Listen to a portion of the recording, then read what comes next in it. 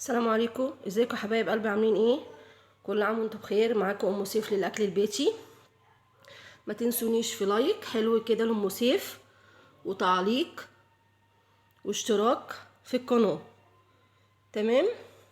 ده يا حبايب قلبي، وزي ما عودتكم كل مره، ده يا حبايبي اوردر النهارده: فراخ مشويه في الفرن ومحشي كرنب زي ما انتم شايفينه كده بالظبط.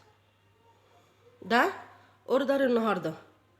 اللي حابب يحجز معانا، المندوب بيوصله في اي حته داخل القاهره، قريبه او بعيده. تمام. شوفي عفوا. ده اوردر النهارده يا حبايبي: فراخ مشويه ومحشي كرنب. محشي كرنب معمول ازاي؟ زي اي محشي مصري بيتعمل بالخضره والطماطم والرز والبصل. الفراخ المشويه في الفرن، انا تبلتها وحطيتها شوفي في الفرن. تمام. استوت على طول وبقت بالشكل والمنظر ده.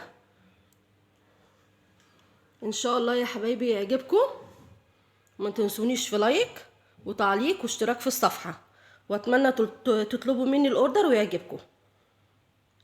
النمرة بتاعتي هحطها في الوصف عشان اللي حابب يحجز الاوردر. تمام. معلش انا مستعجلة شوية عشان المندوب واقف عايز ياخد الاوردر.